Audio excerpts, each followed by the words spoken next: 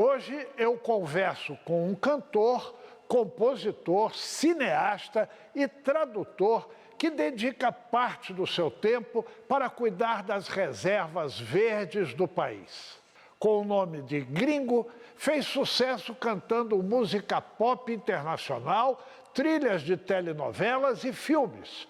Foi tradutor simultâneo em eventos internacionais transmitidos pela TV, como o Oscar, o Prêmio Grammy e concursos de Miss Universo. Apaixonado por florestas, tem atuado ao longo das últimas décadas em defesa de áreas verdes na cidade de São Paulo e por todo o país. A partir de agora, Malcolm Forest é quem mostra a cara para o Brasil. É muito gratificante, normalmente. Nós ficamos frustrados uma boa parte do tempo, com algumas batalhas, mas a maioria nós ganhamos e ganhamos muito bem. Fazer a sua parte de conscientização e desfrutar da natureza. Quem ama, quem conhece ama e quem ama protege.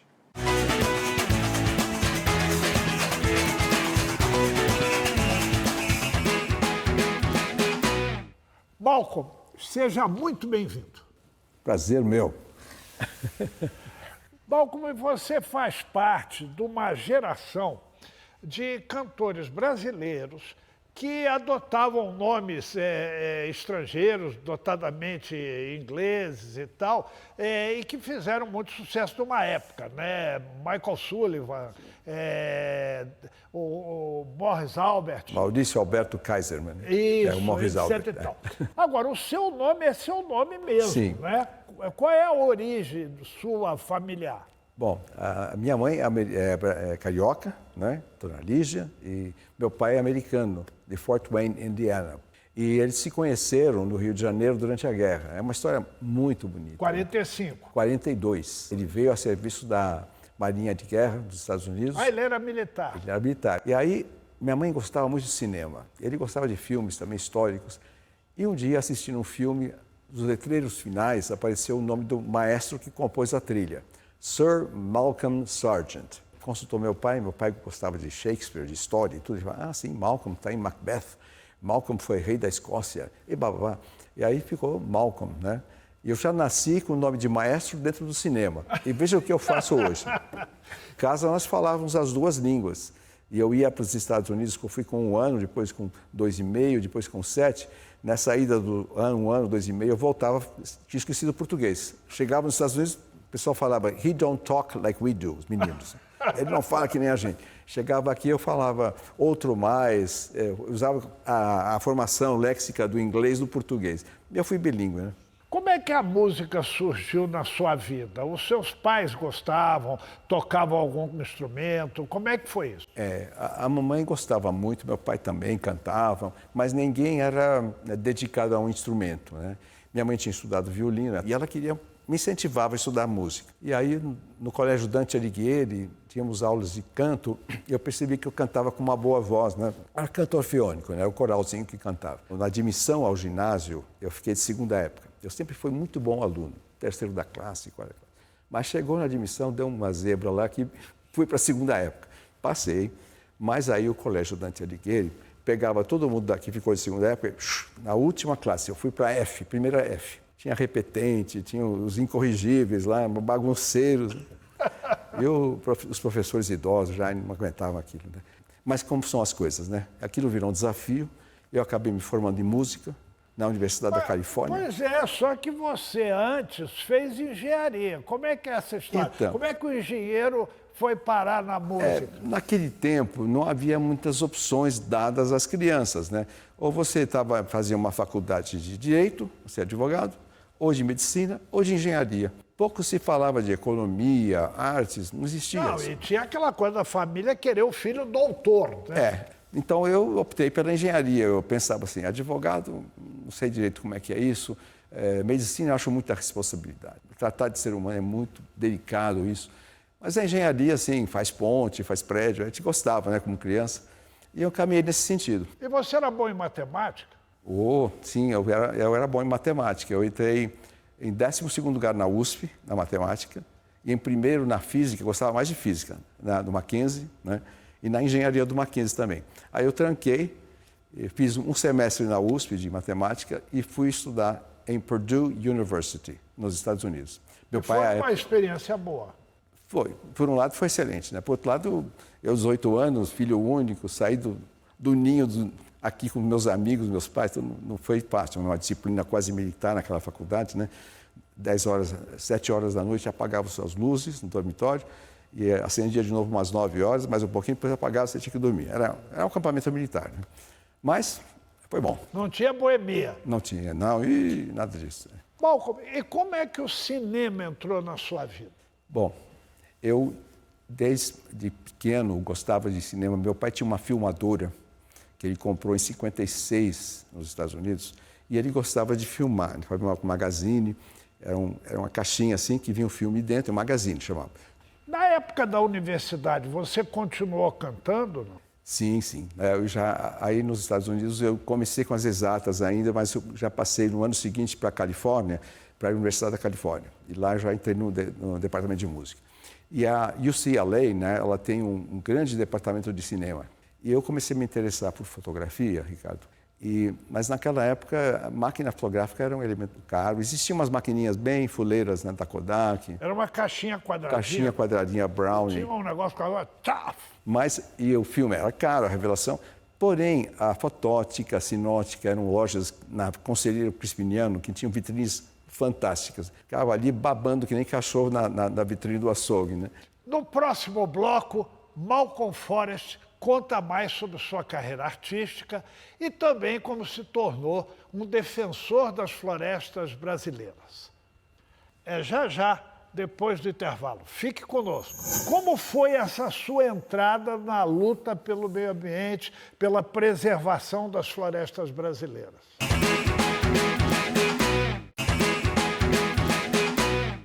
Estamos de volta com o compositor, cantor, cineasta e tradutor Malcolm Forrest, que é também um defensor incansável das florestas brasileiras. Malcolm, quando você estava nos Estados Unidos, você chegou a gravar discos. Sim. E, inclusive, você conheceu o Ray Charles. Foi. Como é que é? Foi uma história interessante. Eu queria fazer a gravação de algumas músicas minhas numa produção independente, porque para chegar às grandes gravadoras, você tinha que levar o que chamavam de Demonstration Record, um disco de demonstração. Então, surgiu uma oportunidade, não sei bem como, de gravar nos estúdios RPM, do Ray Charles. E ele gravava pouco lá, ele ia lá talvez uma semana por mês, coisas assim. Então, eu consegui um contato com o técnico, que era o Dave Braithwaite, e nós gravamos lá 4 faixas. E aí eu pedi para ele, escuta, dá para eu assistir uma gravação com o Ray Charles? Falei, eu vou ver, dá sim, dá sim. Aí ele combinou lá e me convidou uma noite, eu fui, né? E Ray Charles estava gravando o coral de backing vocal, né? Então, ele percebeu que tinha alguém estranho no estúdio, né? Ele falou assim pro lado pro David, who is this? Quem é isso? E uma das cantoras, que eram líricas, né? Elas faziam o backing, e ela soltou uma firula, uma improvisação, né? Aí o Ray, wow, that was good, man, that was good, great. E quando eu ouvi o mix, eu ouvi no rádio um dia, o FM, né?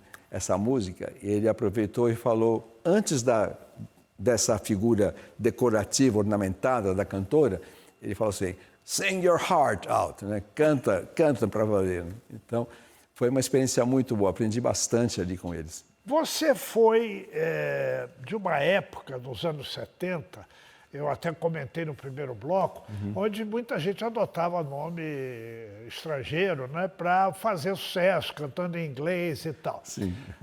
Cantadas por você, você lembra alguns dos grandes sucessos, as músicas? Sim, bom, o meu maior sucesso foi Ecstasy, com uma gravação que eu fiz em São Paulo mesmo, né, que foi disco de ouro, faz parte de uma novela. Goodbye Baby foi outra que se seguiu. Na época eu gravava pela Som Livre e tinha algumas vantagens promocionais, né, com a Rádio Excelsior tinha chamadas, a TV Globo dava chamadas, maravilhoso, né? Mas então foi uma época de ouro do pop internacional e o Brasil fez a sua parte com os hits que nós tivemos, muitos, né? Inclusive o Morris Albert com o Feelings, que teve mais de 7.000 gravações no mundo inteiro. Sim. Você foi também tradutor simultâneo em alguns eventos, esses transmitidos pela TV, Oscar, Grammy, concurso de Miss Universo, enfim. Como é fazer tradução simultânea desses eventos sobre os quais você não tem controle? E acontecem fatos bizarros, às vezes, né? Brincadeira, improviso, enfim. Você passou algum apuro, algum aperto traduzindo para esses prêmios, para o Miss Universo, enfim? Olha, é o tal negócio, né? Tem uma teoria que 10 mil horas de atividade em uma determinada atividade dá expertise, dá a confiança, né? E o automatismo. Há, sim, situações apertadas, difíceis, né? O Oscar, quando eu fiz o primeiro Oscar para o SBT, eu me preparei uma semana, eu fiquei em concentração. Sabe aquela história da seleção brasileira? Não sei se fazem isso. Fica lá uma semana em concentração, não sai, não tem distração, é aquilo, né? Então, isso é muito importante. Estudando ali os filmes que estavam concorrendo, o nome dos artistas, enfim. E, Ricardo, o contexto também, porque você pega um cara que nem o Billy Crystal, que parece que ele está improvisando tudo, mas o Billy Crystal tinha tudo, era script, era tudo decorado, mas a gente não tinha acesso a esse roteiro. E às vezes acontecia alguma coisa na véspera, roubaram 12 Oscars antes de um determinado concurso e alguns dias depois apareceu numa lata do lixo. Quer dizer, foi alguém que tinha raiva do Oscar, conseguiu pegar aquilo lá, desaparecer e depois jogar numa lata de lixo, falando que é um lixo. Mas será notícia... que era algum artista ou diretor frustrado? Alguém que tinha uma dor de cotovelo, né? É. Mas a verdade é que esse tipo de notícia não chegava ao Brasil, né? Então, a gente ia para o Oscar sem saber o que ia aparecer. A tradução simultânea envolve não só ouvir bem, falar bem, inteligência, conhecimento de causa, mas um pouco do trabalho do narrador e do ator.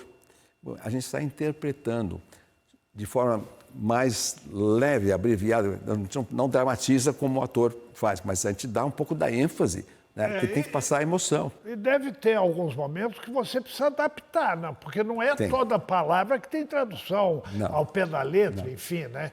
Tem piada que não dá para traduzir. Né? Exatamente, perde a graça. É um contexto.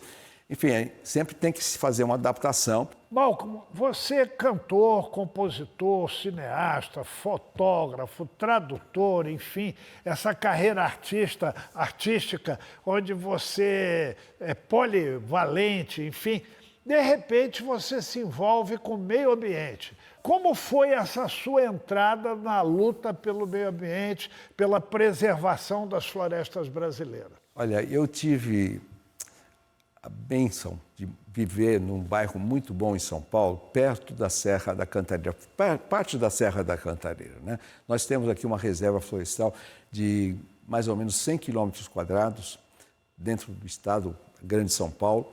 Quem morava ali também, chegou a morar ali, foi Elis Regina, eu a vi, o Ayrton Senna. Ayrton Senna era vizinho nosso praticamente. Então as florestas me foram muito caras, eu passeava com meu pai, nós subíamos pela estrada do Parque Petrópolis, né?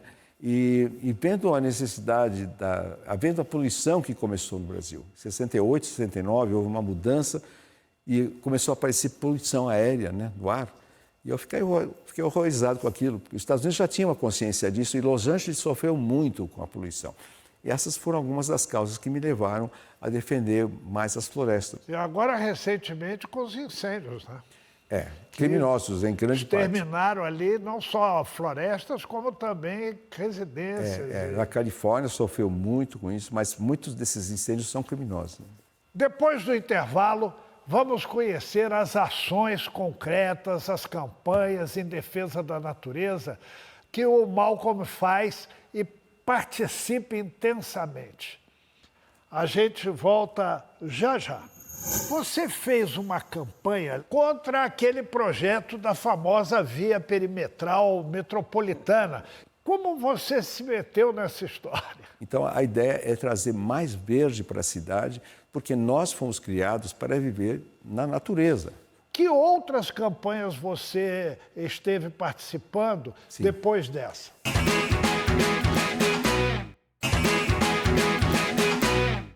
Estamos de volta com o compositor, cantor, cineasta, tradutor e defensor das florestas brasileiras, Malcolm Forest.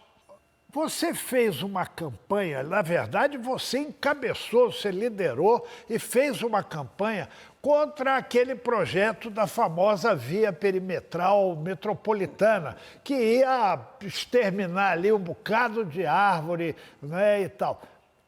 Como você se meteu nessa história? Bom, é verdade, eu não fui o líder, não fui o grande campeão. Os grandes campeões foram um casal, Mauro Vitor, doutor Mauro Vitor, amigo meu, e a esposa Vera Lúcia Braga, já é falecida, né? Eles também moram na região da Cantareira e eu acho que eu ajudei com a conscientização ambiental. Quando você é famoso, o pessoal vai atrás de você, né? Mas nós fizemos, então, uma campanha para um abaixo-assinado para transformar esses fragmentos de Mata Atlântica que nós temos em São Paulo e ao redor da metrópole numa reserva da biosfera.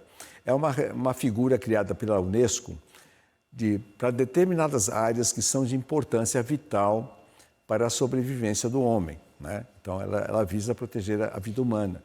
E, então, o Brasil só tinha uma reserva da biosfera, da Mata Atlântica, e nós iniciamos essa campanha para tombar essa área e protegê-la da ação como a via perimetral metropolitana, que era nada mais nada menos o que virou depois Rodoanel. Ia passar justamente em cima do bairro do Tremembé, em cima do Horto Florestal, e seria um impacto muito grande para aquela população e para a qualidade de vida da floresta. Então, a ideia é trazer mais verde para a cidade, porque nós fomos criados para viver na natureza, né? Viver no meio do concreto é uma invenção do ser humano. Claro que nós precisamos de casas, edifícios, mas tem que ponderar essas coisas, né? Viver, conviver e proteger. Exatamente. A gente, sem ela, não é ninguém, né? Não é. A saúde, não tem ar, não tem nada. Não tem saúde. Você participou de outras campanhas após a criação da reserva, né? Sim. Que outras campanhas você esteve participando depois dessa? Bom, depois dessa, uma importante, que foi bem sucedida, me dá muito gosto de falar, foi a criação do que é hoje chamado Parque da Juventude. Você lembra que tinha casa de detenção? Carandiru. A detenção do Carandiru, que era uma escola do crime, né? E uma tragédia humana em todos os sentidos. Tanto é que houve lá massacres e coisas indescritíveis, né? Então, ali tinha uma reserva já de 2 alqueires, como parte da penitenciária do Estado. E 2 alqueires ali. E aquilo tudo estava ameaçado de se transformar em novos shopping centers mais concreto, porque havia uma proposta de uma permuta entre empresários e o Estado.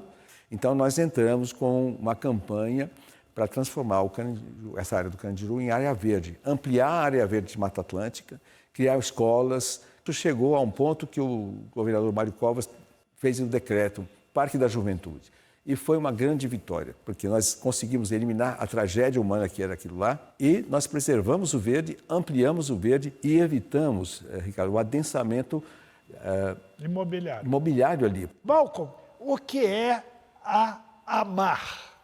Então, a AMAR foi uma ONG, né? Foi fundada como uma organização não governamental para defender os propósitos do Cinturão Verde de São Paulo.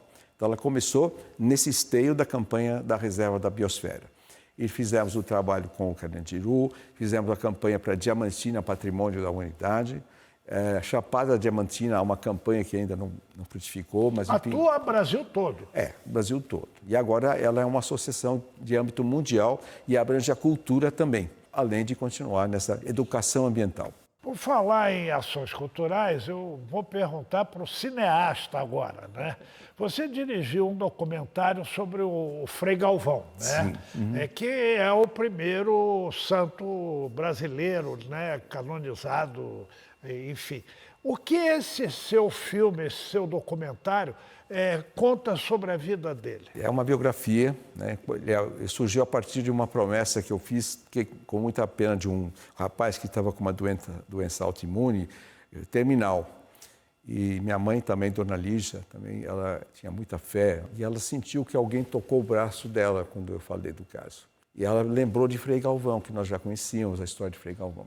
Frei Galvão foi um santo brasileiro, nascido em Guaratinguetá. Ele morou 60 anos no centro de São Paulo, Ricardo. Pouca gente sabe disso. Nós tivemos essa figura santificada, santa, de uma envergadura incrível, com tantos e tantos milagres. E o fato foi que o rapaz, o Felipe, ficou curado e teve uma recuperação fantástica. Em 4 meses depois dessa internação, estava fazendo windsurf. Vida normal, muitos anos passados, foi um milagaço mesmo. Vamos deixar o cineasta, vamos voltar para o compositor, para o músico, para o cantor. Você está preparando um show que inclusive é retrospectiva de toda a sua carreira como compositor e como cantor. Sim. Eu vou pedir para você dar uma palhinha para a gente, porque se eu não pedir, o telespectador, a telespectadora vai ficar triste. Um violão aí, por favor. Então, nós estamos fazendo uma retrospectiva realmente com a música de cinema, que eu gosto muito, e também outra retrospectiva da Bossa Nova, né? Com a história da Bossa Nova, porque eu cantei nos Estados Unidos intervenções muito boas com alguns músicos famosos brasileiros, como Oscar Castro Neves, né? Tocamos juntos, e fizemos até um show, era para abrir o show do João Gilberto no evento na Universidade do Arizona. Só que chegou na hora, cadê o João Gilberto? Cadê o João Gilberto? O show atrasando, aquela famosa mania dele, né? Então nós fizemos a apresentação. Vocês viraram o show. Muito aplaudido. Na época a gente, jovem, não dava muito valor ao que estava acontecendo, mas foi um feito, né? Eu com 18, 19 anos lá, substituindo o João Gilberto. Eu vou tocar um pouquinho aqui da música Ecstasy.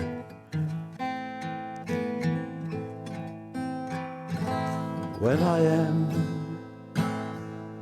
alone with you, I'm close, so close to heaven, I swear it's true. Nothing else I need so much as I need your look, your kiss, your touch, and nothing else can turn me on to ecstasy as you and me.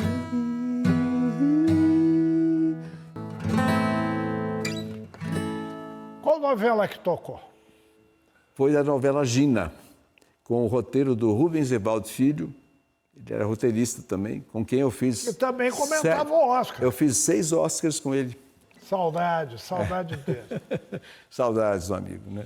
Querido, infelizmente estamos chegando ao final e nós temos por hábito aqui no programa que as pessoas que vêm nos conceder a entrevista tragam alguma coisa que lhes é cara, que lhes é muito especial. E eu tenho aqui esta foto e eu gostaria que você falasse sobre esta senhora bonita que está aqui na foto. Essa é a dona Lígia Marques Kiger, minha mãe querida, né?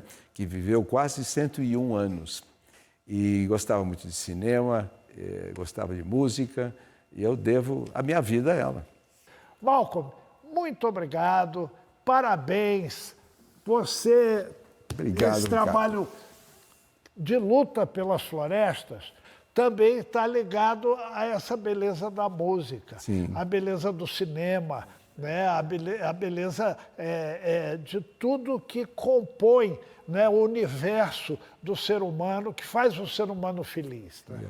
Olha, eu quero agradecer muito a você e dizer que realmente a floresta, lembrando da Tijuca, lembrando do Rio de Janeiro, lembrando de Tom Jobim, é a esperança nossa de todos os dias. Muito obrigado, querido.